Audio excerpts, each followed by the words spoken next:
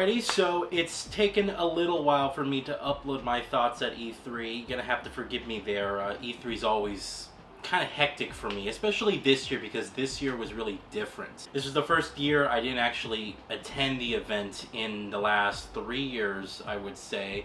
It's my 6th year, I want to say, of actually going to take part in E3 in LA. Yeah, last year I attended the actual convention, and I also attended in E3 2016. This year I did not. You know, last year they decided to open it up for the public and allow people to purchase actual tickets to the event, which is both a good thing and a bad thing. For me, it was great because I can get people like Jacob and I can get all my other friends to go with me to these events to help me out and to cover things and give you guys more content. But on the flip side, it also allowed people to bring all of their friends, and it allowed people who didn't necessarily care about gaming maybe in the way that you or I may do, to go to an event like this. And what you had is you had essentially kids going in and out of the same line constantly trying to replay their favorite game, and it just felt really crowded, and I was really disappointed with the way that E3 handled its extra crowds. They allowed 15,000 people to purchase tickets last year, and it really showed. It was just crowded beyond belief. I mean, I went to go play Wolfenstein 2, the new Colossus, and I literally was the first game I went to. The very first game I went to when the show opened on Thursday, and they told me that the line was sold out for the rest of the day. I mean, just the fact that people are sitting there for 6 to 7 hours, that's their whole entire day, just to play Wolfenstein 2, no thank you. And unfortunately, I couldn't flaunt my press credentials and flash my business cards in order to get an appointment because those were all booked in the first place.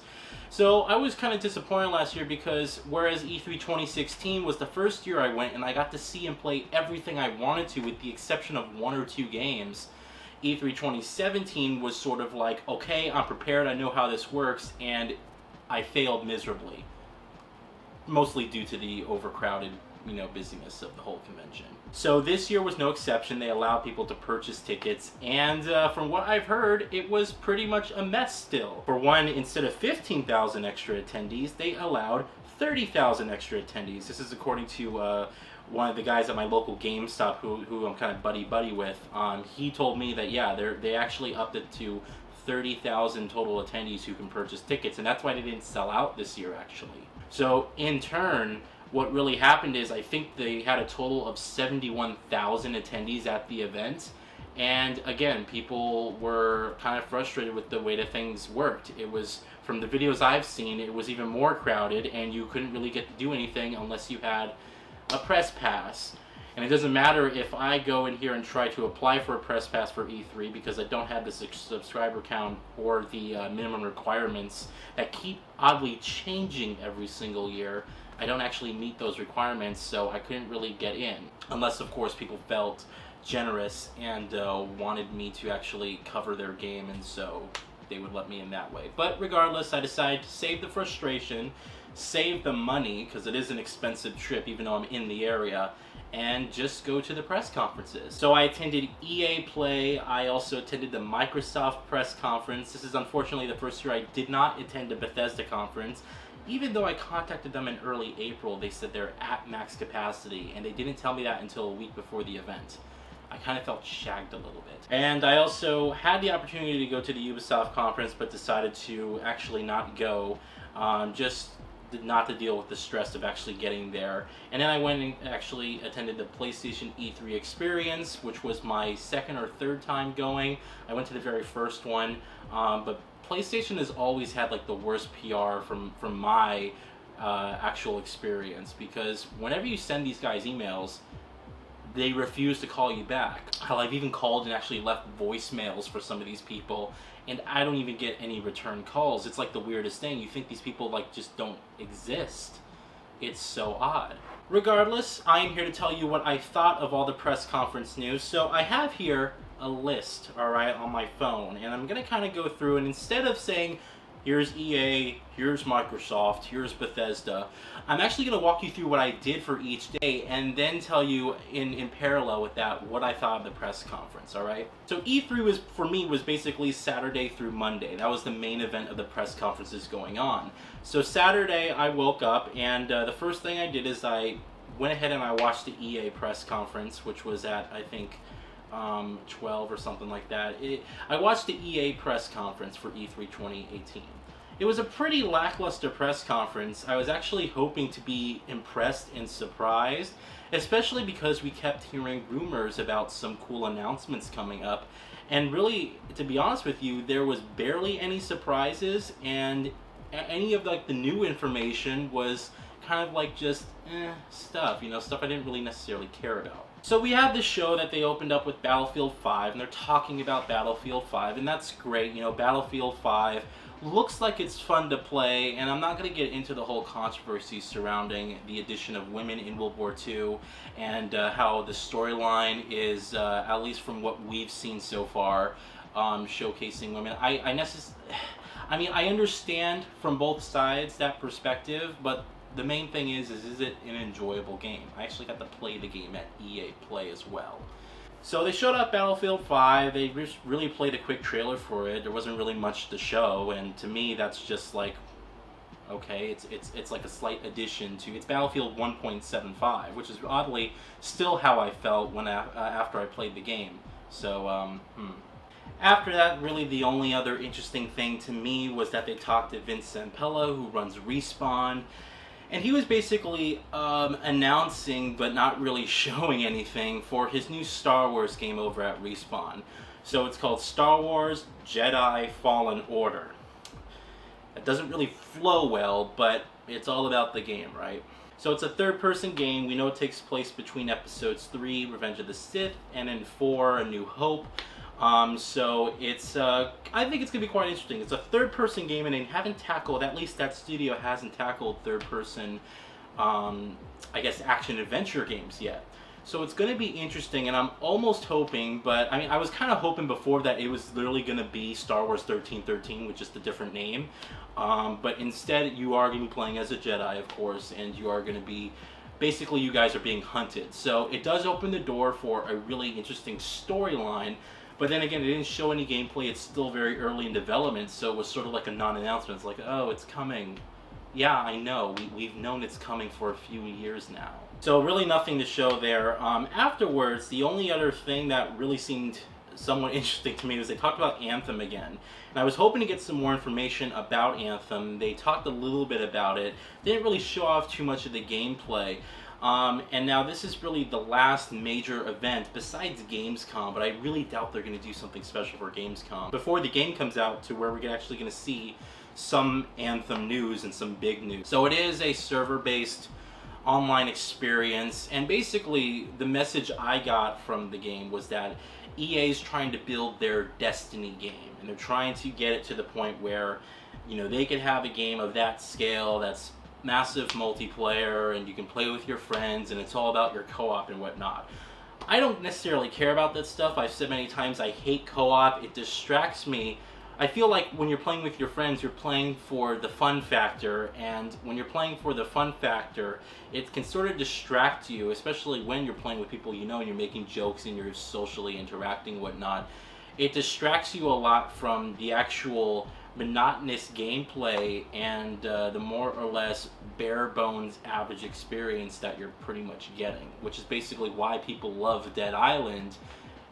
The only people who loved that game were, you know, people who played it co-op, you know. So I'm hoping that the game is enjoyable single player.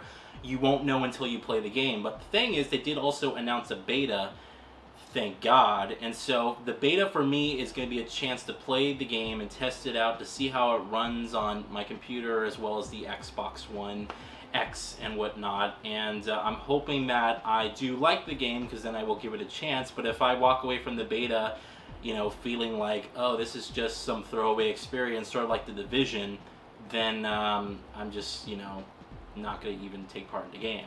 So we actually did get a release date for it, though. February 22nd. you're going to see that that's actually a trend that's going on around this E3. Everyone's releasing their game in February for some reason. And then that's basically the bulk of what EA showed. I know there was some indie games in there. Sea of Solitude, I need to see more. Like, I'm not completely sold on it. I appreciate the passion and the the actual reason for the game to exist as per the developer's story of how she, was creating it and how it was a real personal experience for her. I love that.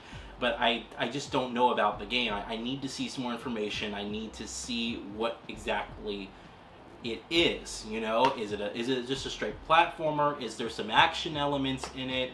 I don't really know. I also know that they announced Unravel 2. I played the first one. This one looks like the same exact thing, except you can play with a buddy. And I probably am not going to get that game, even though it's out right now. You can actually buy it right now. But I've played Unravel. Unravel 2 looks like Unravel with a little co-op buddy. That's cute, but it's just not for me. So that was EA's press conference in a nutshell. Nothing really interesting. Again, like, I wrote down some things here. EA, Skate 4. And I'm not even a big sports games fan, right? The last sport game I played, I believe, was NBA 07, I played the very first Skate, and it really revitalized in me just the fun of playing a skating game again, and that's not a sport that I ever took part in or necessarily cared about.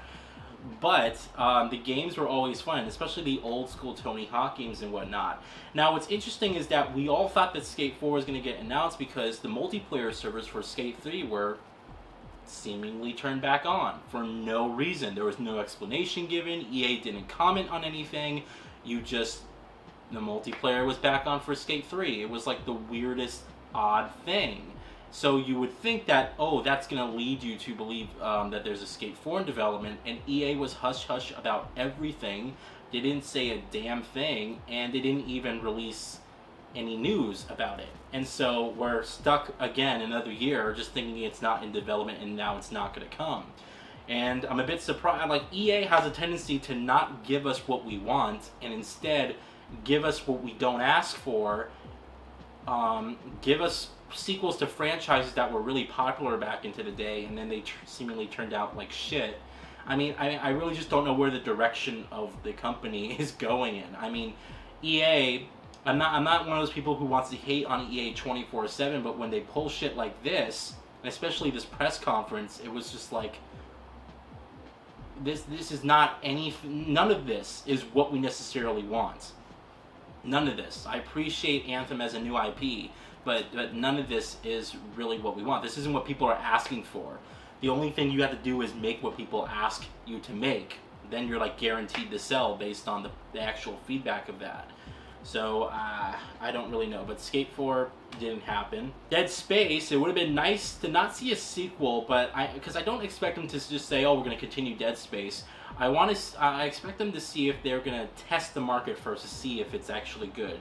So what I actually wanted was a Dead Space remake. That would be pretty cool, like the original Dead Space, because you see all those photos, and there's some actual gameplay here and there of people who've actually remade certain levels of the original Dead Space in like Unreal Engine 4, and it looks like the most beautiful game ever, and just the atmosphere is incredible.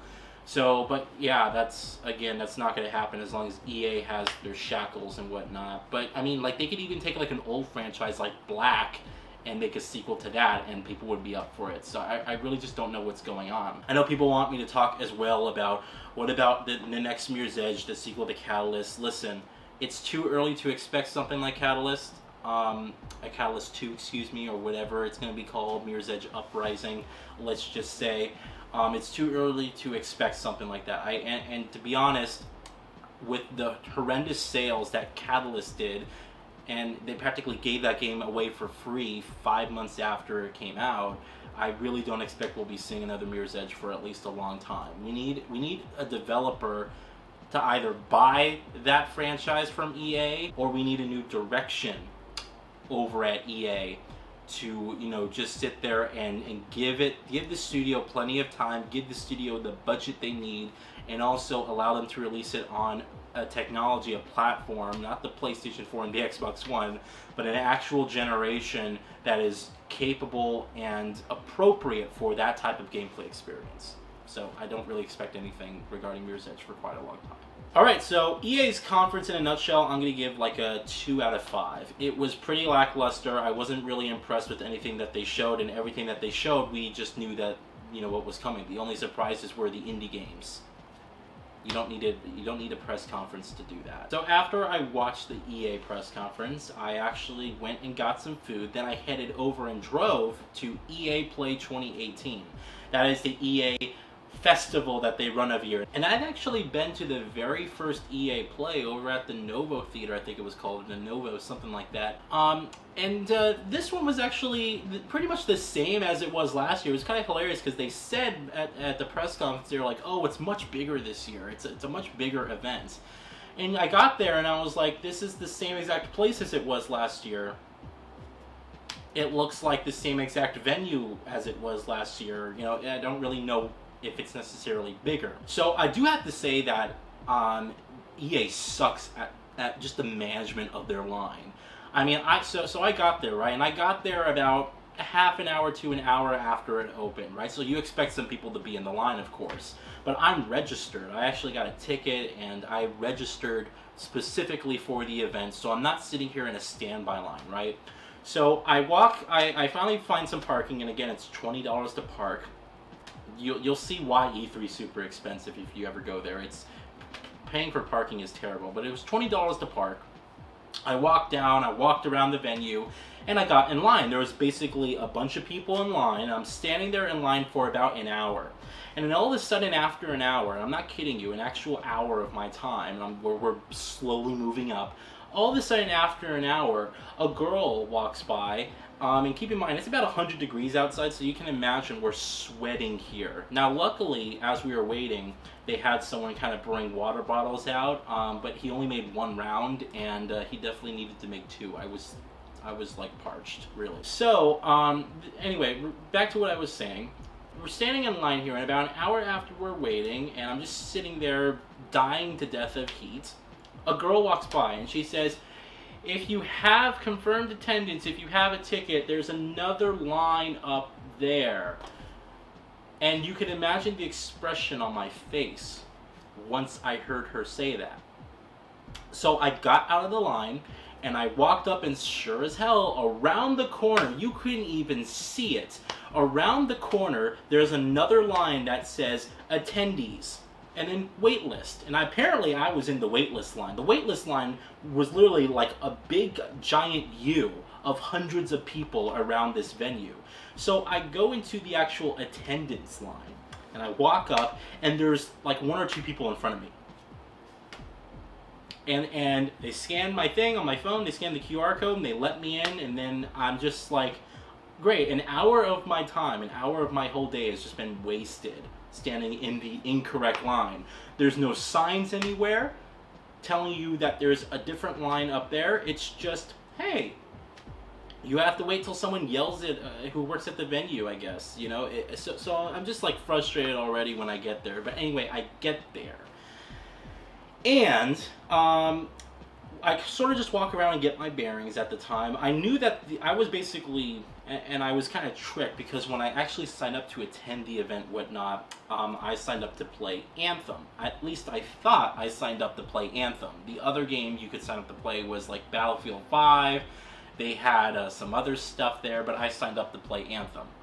Now, there wasn't a play session for Anthem at all. In fact, it was just a theater area. So basically you walked in, and the developers were there. I guess they talked for about 20-30 minutes, and they showed some gameplay as they were talking, and then that's it, and then you leave. You can't play Anthem at EA Play, as I stupidly thought. I just thought, hey, it's a new IP. They're going to want to get it in players' hands. I'm sure they're going to have it playable, but, you know, when it comes to EA Play, and you're trying to get those tickets online, the site can crash at any moment, and you're racing against the clock, against all these people who just want, you know, to get the same tickets. So I should have been smart and actually reserved Battlefield 5 to play something, but I did not, and I mistakenly reserved Anthem thinking that I was going to play it, and I didn't. So instead, I went straight to the Battlefield 5 line, and I waited in the actual wait line for it. Now, luckily, because it was the first day of the event, and there were still hundreds of people in line, I wasn't waiting for a super long time. In fact, I'd probably been waiting for like another hour, right? I know some of you are like rolling your eyes thinking like, why would you wait that long? So I'm probably waiting for like another hour. And they finally let us in, and at this time I'm actually texting my friend Robbie from Open World Games. They run, that YouTube channel, him and his brother Ryan. And so we're good friends on Facebook and everything, and we're talking and chatting, and he actually has a press invite, so he's in the official, like, YouTubers creator space where you get to play everything that they have there behind closed doors. And I'm just like, great. He has like a black badge. I have this red standard badge. So I'm just... but regardless, I got in line to play Battlefield 5. And I did. I played it for about half an hour. And to be honest with you guys, I was actually surprised of how much of a different feel it was from Battlefield 1. You see, Battlefield 1 and the Battlefields before it were all sort of like fast-paced combat. This game, you were a lot slower. Your character had weight to him or her, and you were just kind of... I don't know if it was the map that we were playing on, because we played on this gorgeous snow map, and it was really pretty. And the graphics, like the color work, I have to say, I know a lot of people don't like the more vibrant look this time around for Battlefield, but I love that shit. I love the artistic direction, and I love, seeing the buildings. Some are like red buildings, some are yellow, and you just get like this really good boost of color coming on your screen. And of course, they had us hooked up on really high-powered gaming PCs with 1440p, 144Hz G-Sync monitors from Asus. So we had like all like the proper equipment to play the game, and it performed really well. And I was really happy with what I played. It's still Battlefield, it's still fun. It's just a lot more of a slower experience, and your character feels a lot weighty.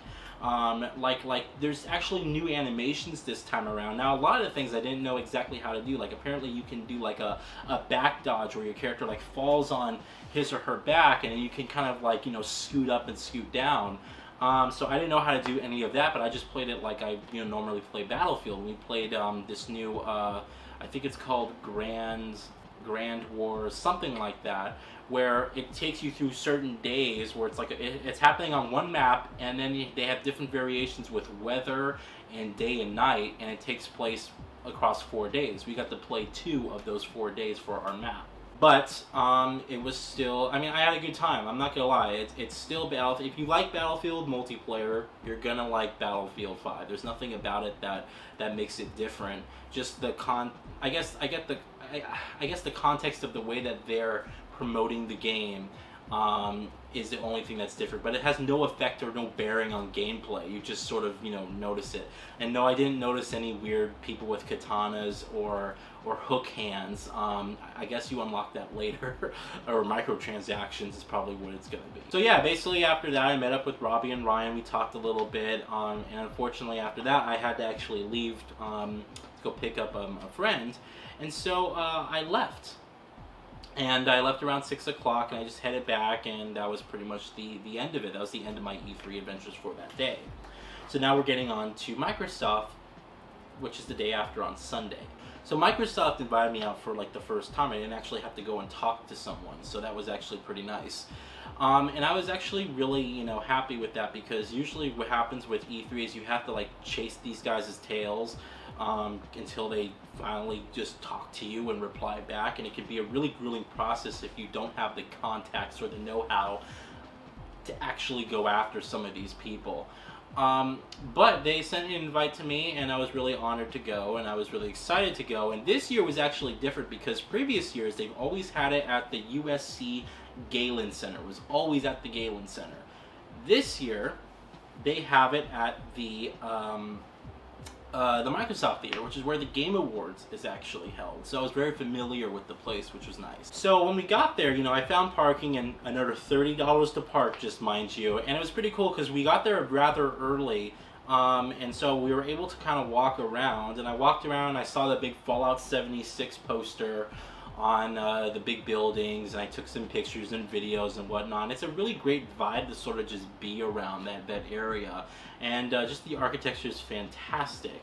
And so, regardless, after that we sat down, and again, Microsoft, just like EA, doesn't necessarily know how to manage, I guess, their lines. So we got there, and again, it was rather early, so we were able to get up to the front of the line pretty quickly. And they have separate lines, you know, depending on who you are, I guess.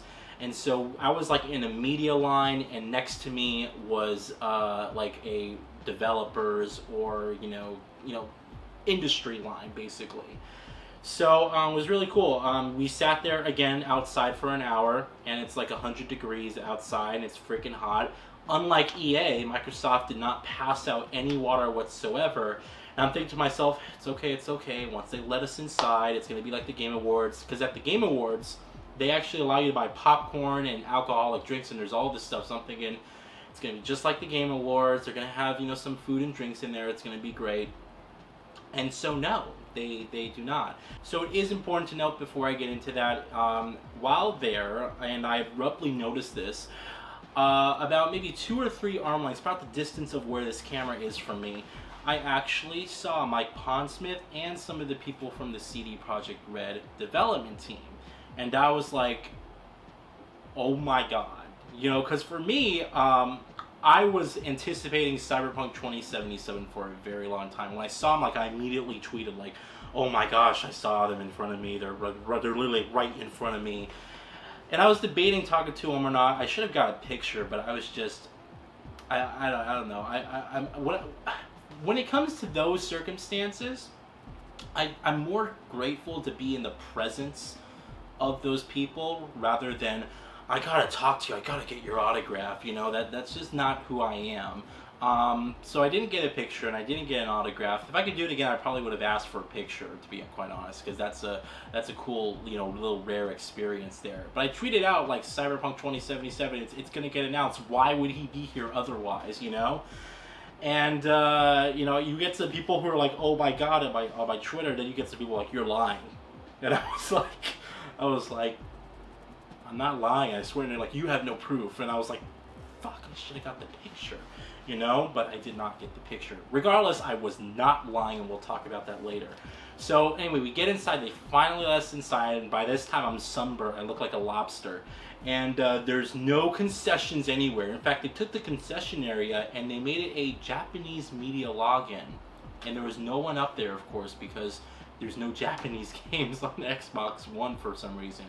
And then they had like a little area where they had like collectibles set up, a place where I believe you could buy merchandise and whatnot.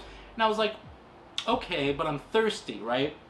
So we sit down, and I give Jacob a side mission to go ahead and get us water. And he actually goes and attempts to go get us water. And the only thing he can find is a vending machine. And in that vending machine, there's a water bottle, but it requires $5.25 in quarters in order to purchase that water bottle.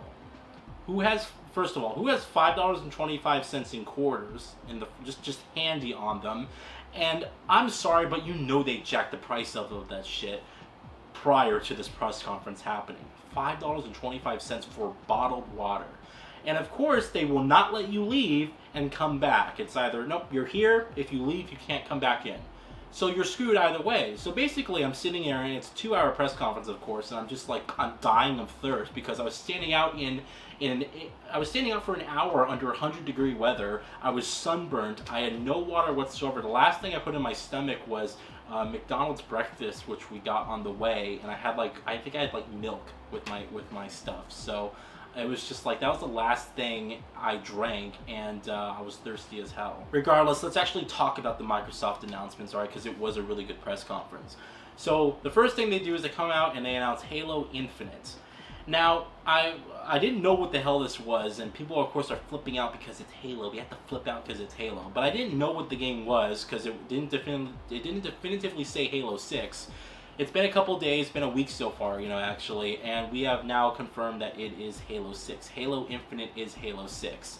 So it looks like they basically were showing a new engine, and it looks good, it looks pretty. It didn't make my jaw drop in some cases, but it just looked like a pretty good game. So Halo Infinite, you know, I just hope it's better than Halo 5 and Halo 4, because every single Halo game that 343 has made, I have just been very disappointed with. You know, Halo 4 had a terrible campaign in my opinion, but it had a really fun multiplayer. Halo 5 had a pretty lackluster campaign, and the multiplayer was fun for a couple months, and then that was it.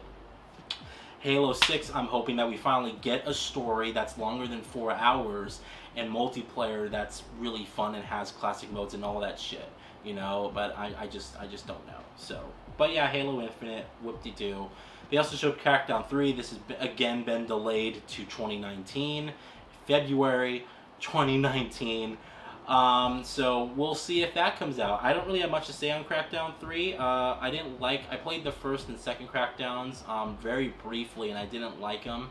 So I'm actually wondering if Crackdown 3 is going to be a fun game, and I will give it a chance when it does come out, so we'll see. The big thing as well, and you'll see this, Microsoft had a lot of announcements, and I'll talk about this later, but basically, Microsoft announced Devil May Cry 5. Now, I'm not a big Devil May Cry fan. In fact, I own Devil May Cry 4. It was one of the games I picked up for my collection. But I was never into the franchise. The only Devil May Cry game I played was the reboot DMC, which, you know, it is just terrible. Like, people say stay away from that game. Don't count it as part of the main, you know, saga. So whatever. But that's the only Devil May Cry game that I played. So I'm not really into the series. That was more of an announcement that Jacob was super excited for. But Devil May Cry 5, I mean, the trailer was all in-engine, in-game footage, and it looked fantastic. It looked gorgeous, and that's Unreal Engine 4 for you. But I'm excited that, you know, that's a franchise that a lot of people loved, and you could really feel the excitement in the room. And it's been a long time. When did Devil May Cry 4 come out? Like almost a decade ago. You know, it's been crazy. So it's going to be exciting when that game finally comes out, and it's supposed to come out before March, which means February, again. Okay. So another thing that they announced is that they actually have acquired 5 new studios. Some of these studios are new, and some of these are existing. So basically, I'm not going to go through all the studio names, but the big studio for me that they acquired was Ninja Theory, who made Senua's Sacrifice, Hellblade. That game was incredible, such an amazing experience. They also made Heavenly Sword back in the day, and Enslaved Odyssey to the West, and also had some hand in DMC Devil May Cry.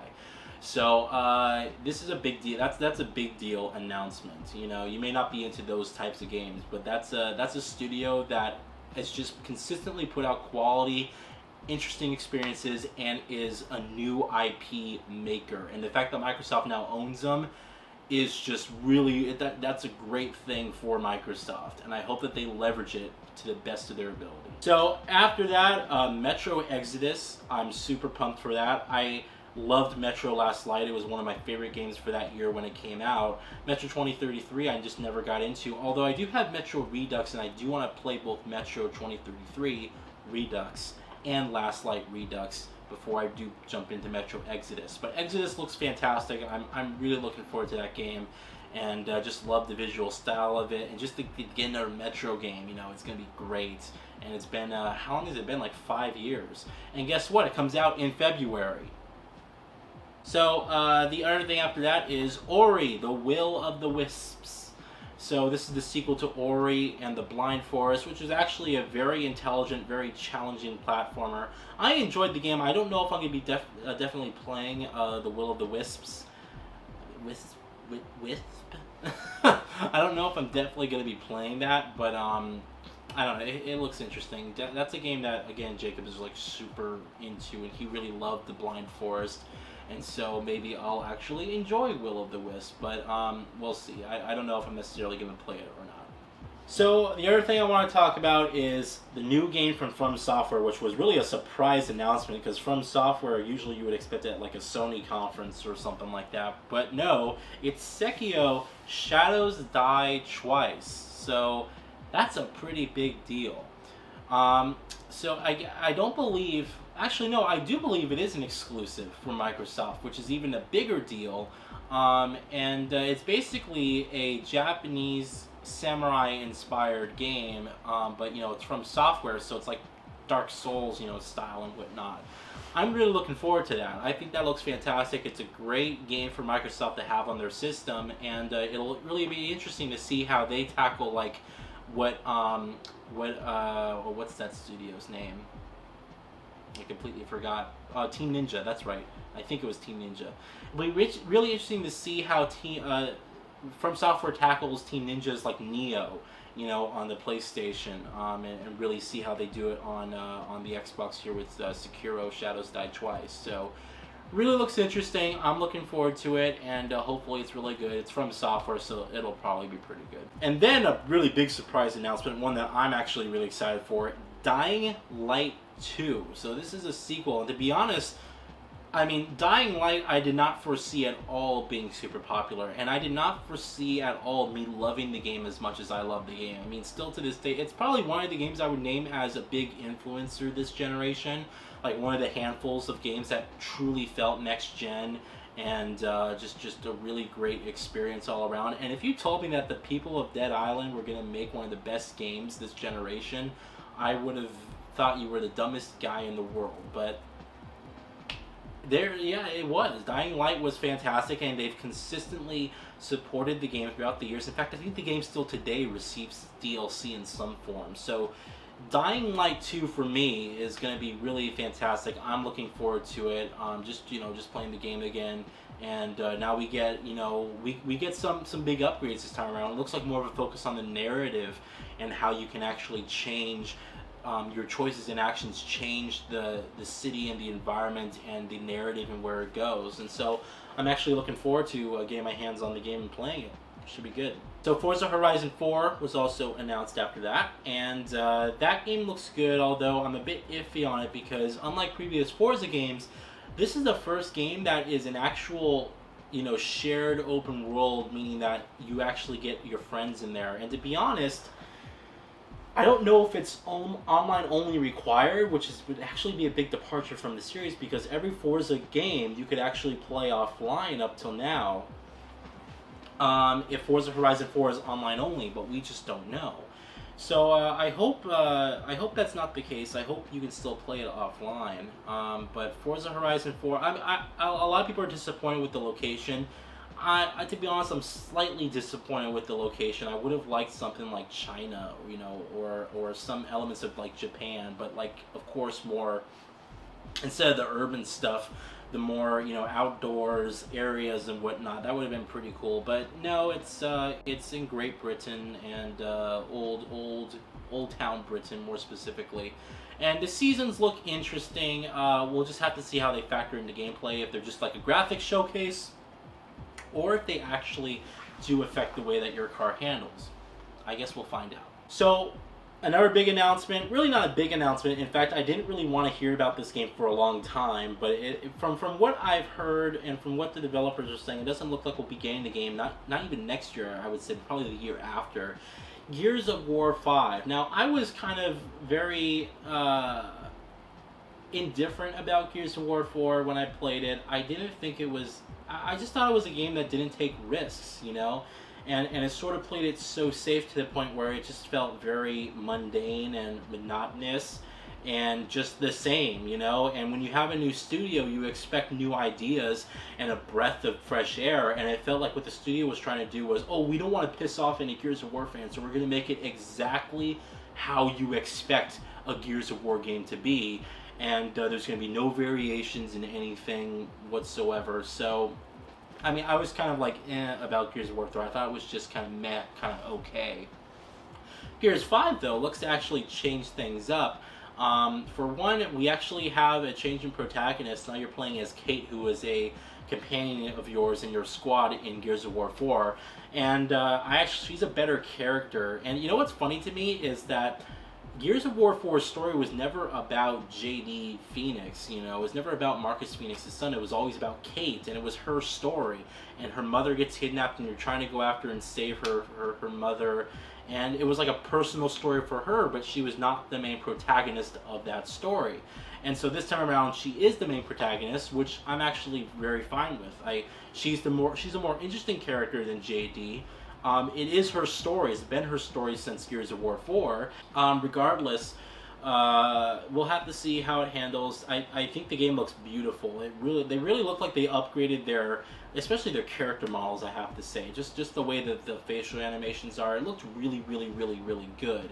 Gears of War 4 looked really good, but it did have some rough edges that were kind of kept back because it wasn't actually, the Xbox One X wasn't, out at the time. And now that we have the Xbox One X, they can really kind of refine their engine and take part, or actually I guess develop a game that has more of the advanced feature set that you would expect Gears of War to have, which has really been an Unreal Engine showcase from the very start.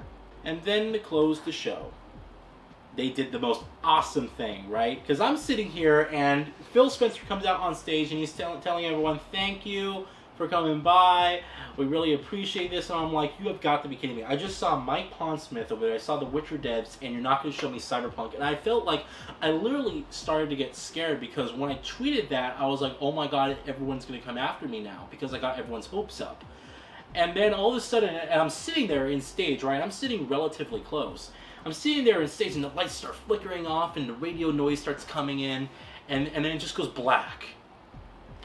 And then all of a sudden, the screen comes on, you get some like red accents, whatnot, and it starts playing the Bullets theme song from the original trailer of Cyberpunk 2077 in 2012.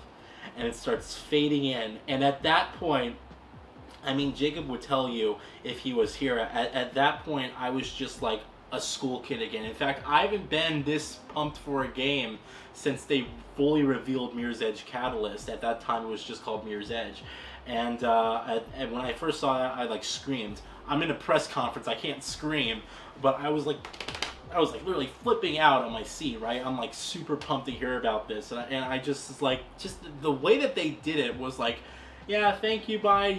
And you start to like think like, oh, that was a pretty good conference, and all of a sudden, and then it just shows the trailer, and it's this gorgeous trailer, just showing the environments. And no, it doesn't have any real gameplay, but we did get a lot of information thanks to E3. And in fact, people who went and visited CD Projekt Red at E3, the media more specifically, got an inside closed doors demo of the game. And it is a first-person game.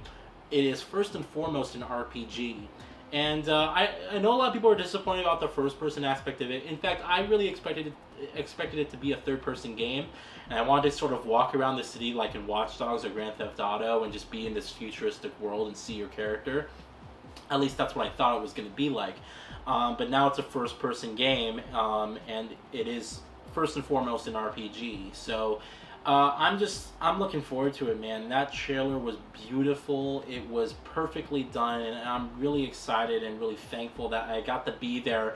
And it's different for you guys watching, right? When you're actually at the press conference, it's a completely different feel. So, I mean, I was just really happy to be there, and just to see that happening. And I just loved it. At the very end, when the show finally closed, I went on Twitter and I was like, everyone who said I lied owes me an apology.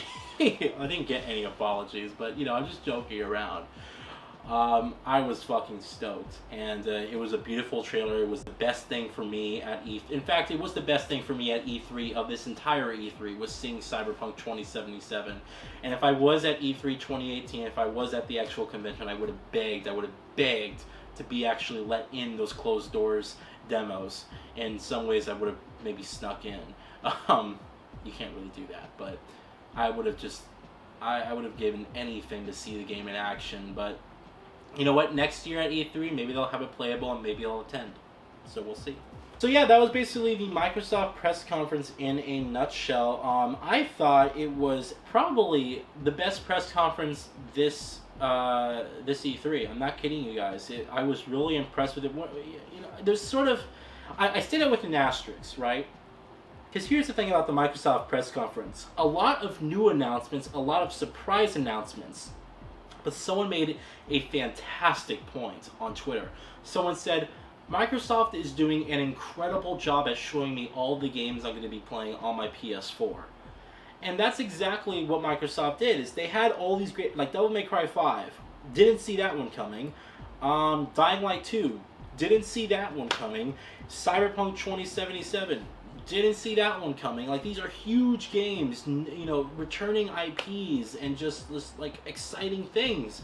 and these are cross-gen, multi-platform, not cross-gen, but multi-platform games. Actually, in some cases, it may be cross-gen. So I was just like, when I really kind of sat down and I thought about it, I would say that Microsoft had the most exciting press conference.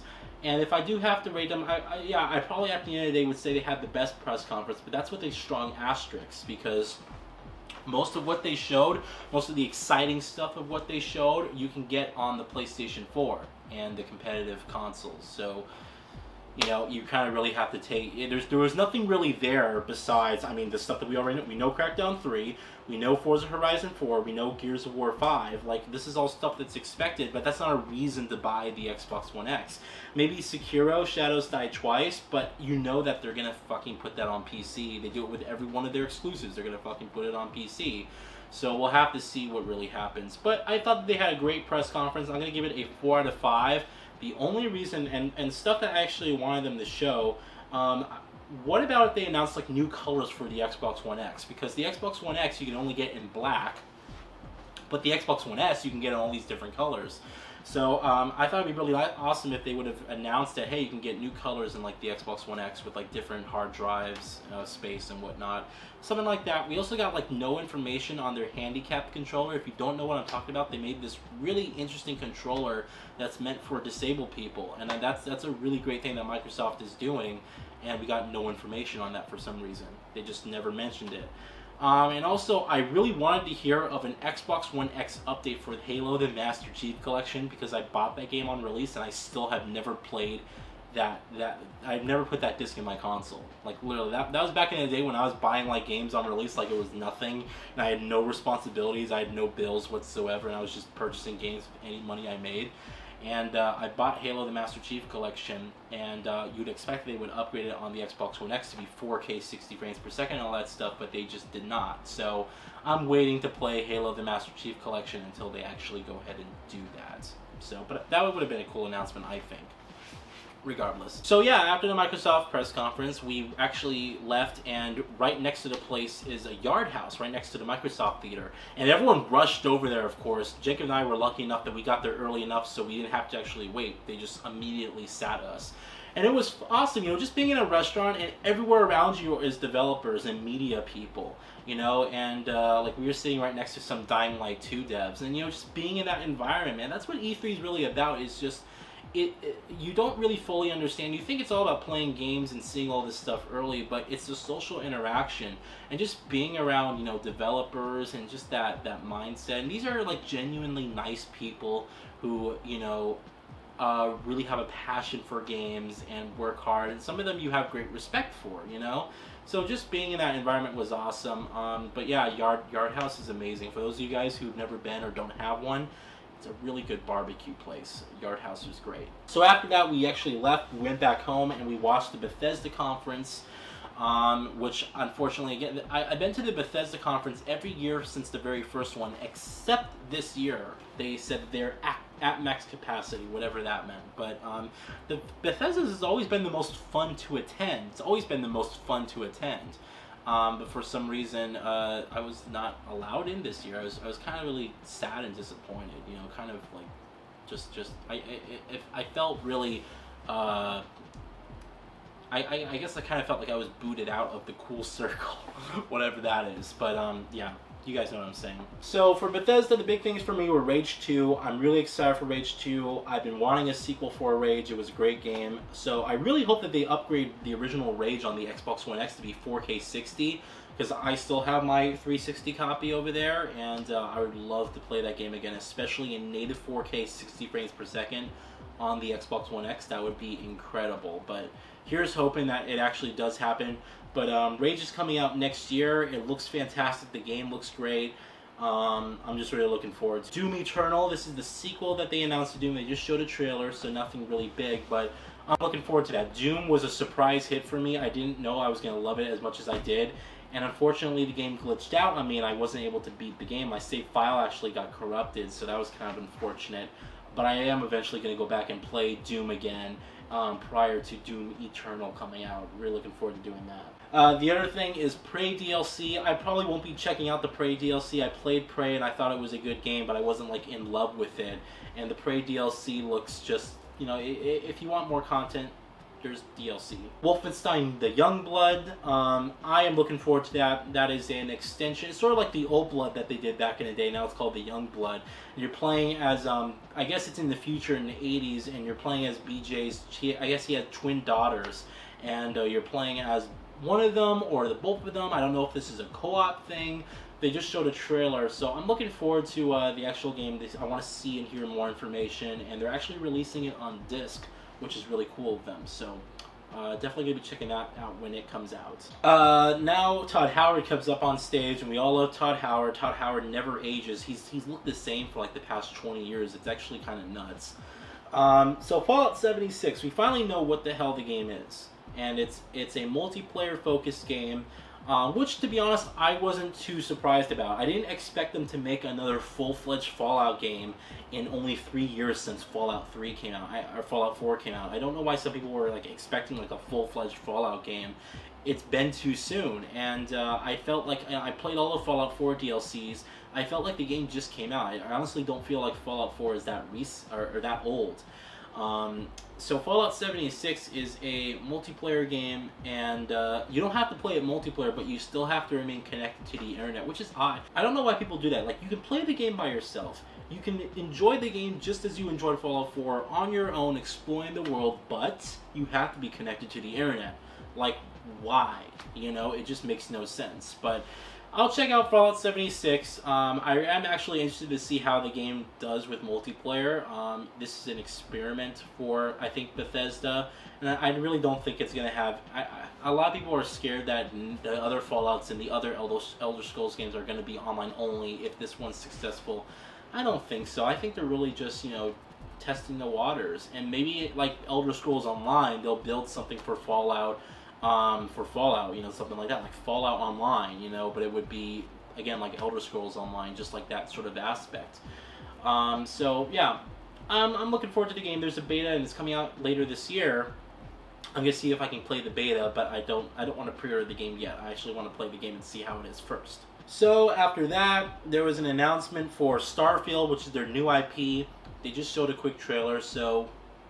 you know, nothing really to see there, but it basically looks like they're tackling Mass Effect, which will be interesting. I'm actually really interested to see how that plays. And Starfield is going to be coming. It's a next-gen game, they said, but it is actually in development at this time. Then, and I only wrote this down because I thought it was technically impressive. The Elder Scrolls Blades. It's a Elder Scrolls game, a full-fledged Elder Scrolls game on your phone, and they showed like the visuals look literally like Skyrim. It's like you're playing Skyrim on your phone. The visual quality and all that stuff, I mean, that is just impressive to see. And you know, every single time I think about that, I was like, hey, this is the future. You know, we're gonna have like TVs, and these TVs are gonna have docks. We're gonna have like little mini docks all over our room, and we're gonna be playing games. And I know a lot of people are like, oh, it's the touch controls. I hate the touch controls. All you're gonna do is when you get home, you're going to plug your phone into the dock. It's going to project on your screen. You're going to grab a controller, like a Bluetooth controller, and you're going to start playing games, and all the processing is going to be done on your phone. You're going to be watching something on TV, like a movie. Oh, maybe you got to go somewhere, or maybe you're going camping or whatever. Maybe you're going to be on the plane. You pick up the phone. You continue to watch the movie as you're on the plane or wherever you are at camping. And then that's it, and it's all like on one device, and I really truly believe that that's the future that we're going into, and just the convenience of it, because it's amazing how powerful these things are. I mean, the OnePlus 6 has 8 gigs of RAM. Most people buy computers and have 8 gigs of RAM or less. The fact that cell phones now have that is just, it's tremendous. And to be honest, this phone's 3 years old. I'm really impressed with the power of this phone. This is the Nexus 6P, and this phone has just been incredible. It has lasted me a lot longer than all my other phones, and it's still fast and speedy and zippy. It's just a great device. So when I saw the Elder Scrolls Blades, I was like, there it is. That's the future. That's it. And yeah, I'm just looking forward to... I actually do want to play the game to see how it really is. Might have to get a new phone to play it, though. I don't know how powerful it is, but yeah, damn. And then they showed a trailer for Elder Scrolls 6. They basically just announced. It's funny because they later said, "Oh, it's in pre-production. It's not actually in development right now." So they just announced it so that people would shut up, I guess. But yeah, the Elder Scrolls 6. All right, so that was basically Sunday. We went to bed and then we woke up and we decided to watch the Square Enix press conference. By the way, I don't think I gave a rating for the Bethesda conference. The Bethesda conference, I would give it 3 out of 5. The only thing I wanted to see was just gameplay of a lot of this stuff. I want to see gameplay of Wolfenstein Youngblood. I want to see gameplay of, well, at least longer gameplay of 76. And I want to see also gameplay of Starfield. Those were like the other things. In Doom Eternal, it's like, I want gameplay, you know? That was the only reason that I thought the Bethesda conference was lacking in some respect. Alrighty, so the next press conference the day after in the morning was the Square Enix press conference. And this was the worst press conference of them all because it was entirely pointless. Literally the biggest waste of time I think I've ever seen, you know, and spent. It was half an hour long, so it was super short. And they had like nothing new to announce. In fact, the only thing that they showed really, Shadow of the Tomb Raider gameplay, which wasn't even that long. They had a Kingdom Hearts 3 trailer. They have a Kingdom Hearts 3 trailer for all the press conferences pretty much. The only interesting thing that they announced was The Quiet Man, which was a super short trailer, and it shows real. It actually shows like real FMV footage, and then it transitions slowly into gameplay, and some guys like beating people up left and right. And then it transitions back to FMV, and then it just ends. It says The Quiet Man, and it's a guy who doesn't speak. What am I I don't know what this game is. You know, it's like, why even announce something? It's like, again, they're trying to pull like a Death Stranding, but they don't have the cinematic quality of like Kojima to really do it. So, I mean, I don't even know what to expect with The Quiet Man. And then like Just Cause 4, like, it looks like Just Cause 3, which looked like Just Cause 2. You know, it's Just Cause. Square Enix, what happened to Left Alive? You also have Thief, and I know that Thief didn't do really well, but you can make a sequel to that and, you know, really focus on that. And then what about the Avengers game from Crystal Dynamics? Where are these games? I expect Left Alive because you announced that trailer and you said, oh, gameplay's coming. And that was like it. So like, what happened to these games? You know, it's like you have stuff to announce. You have franchises. You don't have Hitman anymore, but you have other franchises that you could really explore onto. It's like, why even have a press conference when the only new thing that you showed us was The Quiet Man, which was about a minute and a half long and contained about 15 seconds of actual gameplay. And we still don't know what type of game it is. Like, it's not, I don't know. So I give the Square Enix press conference a 1 out of 5. It literally ended, and I looked at Jacob, I was like, oh, that's it? Like, I was like, you know, like, I don't even know why you even bothered to have a press conference. It was pointless. So we did get invited to the Ubisoft press conference, and I did debate going or not, but I decided to, you know what, I want to relax. I want to play a little bit of Detroit Become Human. That's the game I'm currently playing. Still have not beat it, but I want to play a little bit of that, so we'll stay into the Ubisoft conference, and we'll just watch it on screen. No big deal. So, I mean, I'm actually glad I didn't go this time around. So with the Ubisoft press conference, I only wrote down a couple of things that were interesting, like Beyond Good and Evil 2. They have a really nice, beautiful CGI trailer. Still no gameplay. You know, it's like I really wanted to see gameplay this year, and we still have no release date, which means that I think the game's. I don't even think that game is a current generation game. That's probably a next gen game, to be quite honest with you guys. The Crew 2, I played the beta. Fucking terrible. Tom Clancy's The Division 2 looks exactly like Tom Clancy's The Division 1. Not really super impressive. I think it looks pretty, but The Division 1 was a really pretty game as well. So. Don't really know what to do about the Division 2. Skull and Bones, don't really care that much about it. Transference was actually a game that I thought was quite interesting, and we actually got to see full gameplay this time around, which looks like a survival horror game with some puzzle mechanics. So actually looking really interested to hear more about that game. That's from Elijah Wood, actually, so it's pretty, it has some good backing. Trials Rising, that was a big announcement for me. I was super surprised when I gave Trials Fusion a chance, and all my friends were like, gotta try out Trials Fusion, it's fantastic. And so I gave it a chance, and I fell in love with Trials Fusion. I thought it was a great game. So I'm really looking forward to Trials Rising. I really think it's going to be fantastic. Then Assassin's Creed Odyssey. I don't know what to think about this, alright? Because I like the time period that they're showing, but the gameplay is like exactly like Assassin's Creed Origins. In fact, if you look at it closely, it looks like the same exact game, and at this point, I just don't know why people are even excited anymore.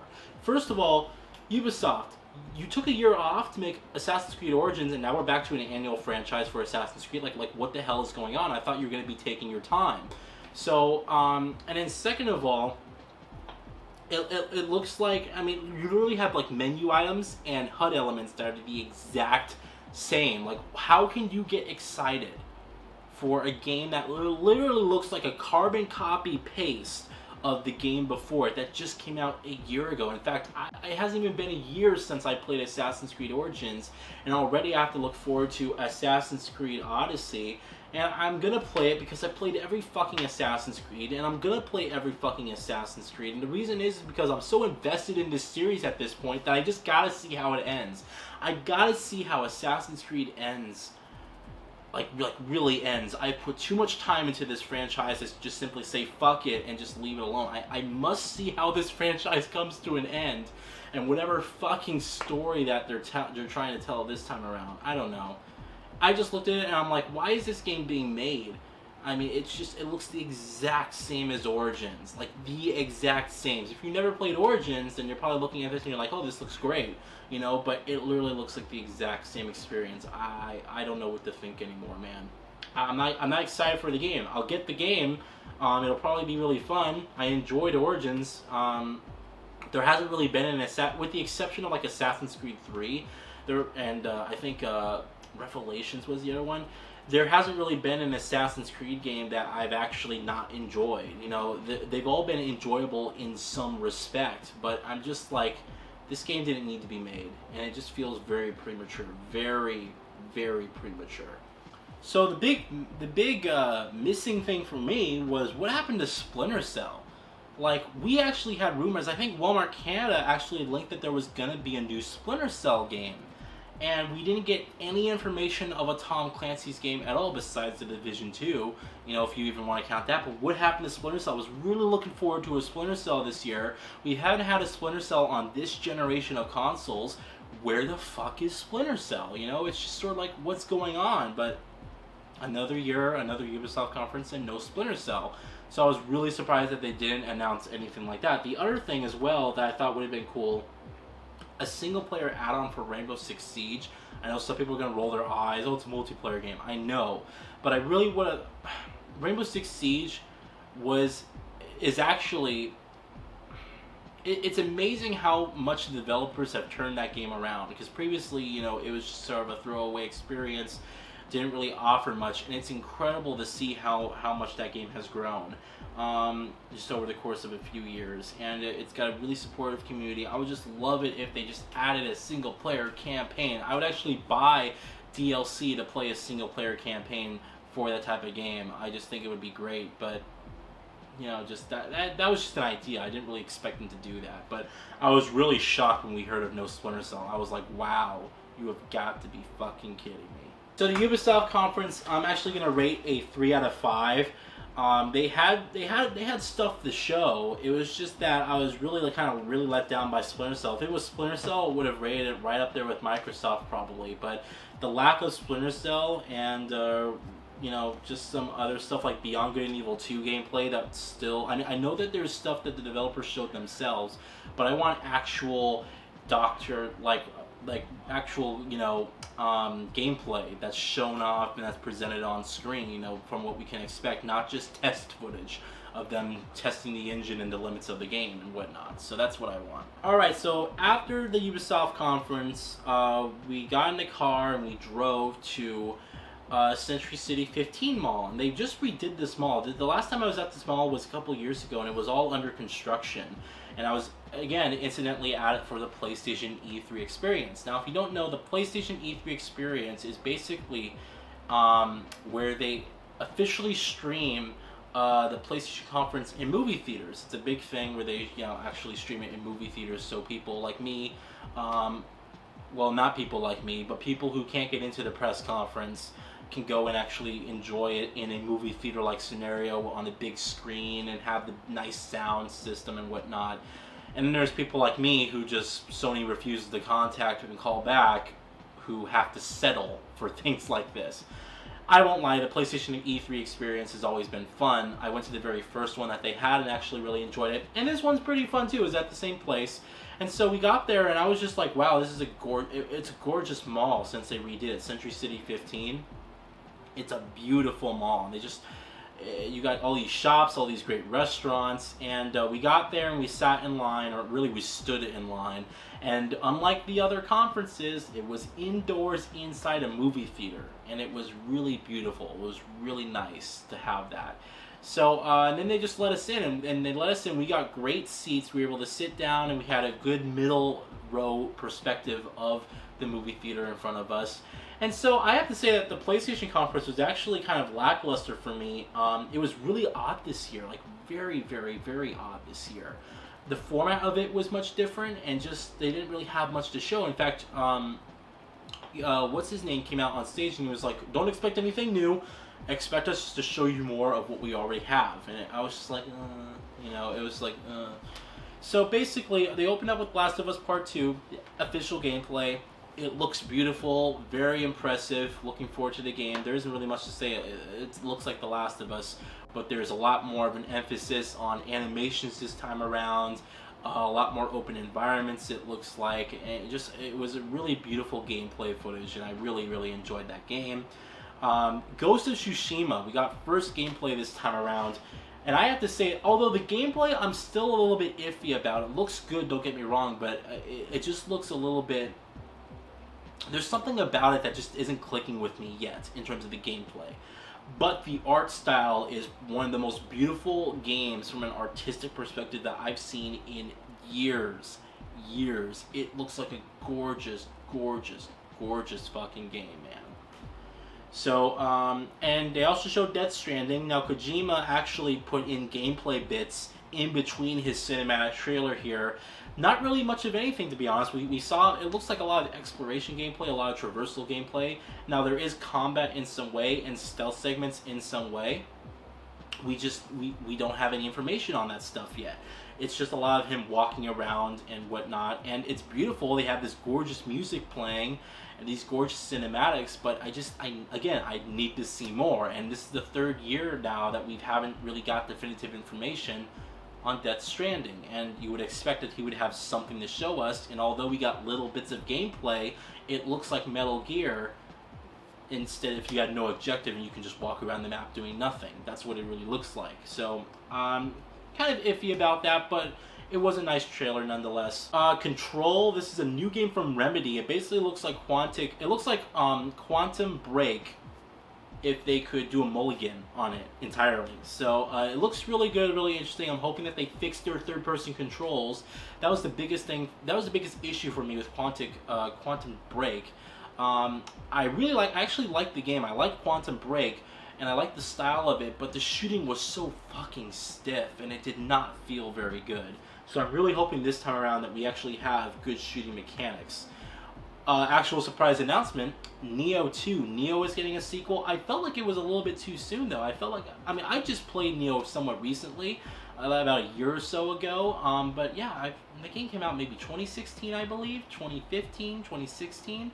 So yeah, I guess it's about time to have a sequel in development. They didn't really announce a date, so maybe it's another year or two out. But yeah, I'm looking forward to Neo 2. Neo was a great surprise for me. I actually enjoyed it more than I enjoyed Dark Souls 3. So I was really impressed with that. Resident Evil 2, they're doing a remake of it. I'm not a big Resident Evil fan. I'm not going to pretend like I am, but it does look really good. I am really looking forward to it. Resident Evil 2. And then they closed the show with Marvel's Spider-Man, which was cool. We pretty much know how Spider-Man plays. It looks really good. I'm really looking forward to the game, but then that's it.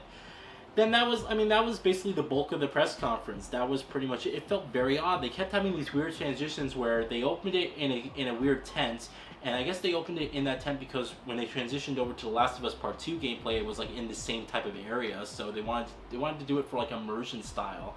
And then it was like, oh, an intermission. They brought it back to a bunch of people, and they had like what's his name? I forgot his name. Sid something. Anyway, they had the PlayStation PR people at a desk, and they're all talking about what's going on. They're like, oh, it's an intermission.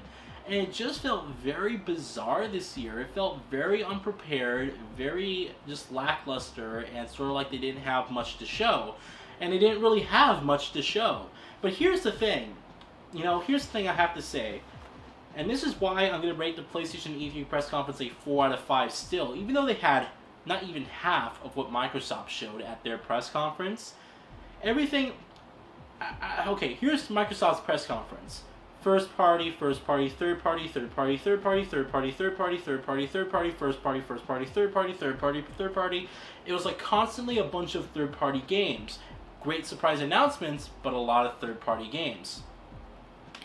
Here's PlayStation E3's press conference. Exclusive, exclusive, exclusive, exclusive, exclusive, third party, exclusive. That was their press conference. So, I mean, when you really take... what's better? A 2-hour press conference of great announcements for upcoming third-party games that don't necessarily sell you on the console, or an entire press conference, with the exception of 1 or 2, of actual exclusives that you can only play on PlayStation. It's like, even this press conference, even PlayStation's press conference, which was one of their worst, I would say, not one of the worst, but I would say out of this entire generation, this is probably their worst press conference they've had since they launched the PlayStation 4. It was just, everything that they showed was an exclusive. Still, with the exception of 1 or 2 games. And those are games that you can only get on PlayStation 4. It won't be on PC, it won't be on Nintendo Switch. These games will be on the PlayStation 4. With Microsoft, it's like, you have your 3 great franchises, which I guess there's like nothing new, and the new announcements are third-party games. So it's like, I really don't know who did better. I want to say that I was more excited at the Microsoft press conference, more so than the Sony press conference, but I was excited more for the third-party games at the Microsoft press conference than the exclusives that they showed. And so, yeah, I would have to say that, if I had to pick a winner, I'd have to say Microsoft. I would. But it's pretty much a tie with Sony, because Sony showed all exclusives. They weren't new exclusives, they weren't anything new, and in fact, that's probably why they're a little bit lower. But, I mean, which is really better at the end of the day? Do you want a studio to show you every exclusive that they have, or do you want basically a studio to show you a bunch of games from a variety of different angles, and you can get those games on any platform, One studio sells you on their console, the other studio sells you on the games that are being shown for all consoles. So it's a really interesting difference there. So yeah, after the Sony conference, we had some ramen. Jake and I had some ramen, and then that was basically my E3 adventures. Definitely much slower, much less hectic this year than it was the last year's, again, because I didn't actually attend the convention. But I had a good time, and to be honest, I really enjoyed just going to the press conferences this year and not having to deal with the crowds and the parking and the food and all this shit. In fact, someone told me that this E3 was the first E3 that didn't actually allow you to bring in food or snacks. You had to purchase what they had there at the convention center, which is overpriced, which is actually, it's good food, but it's bad for you,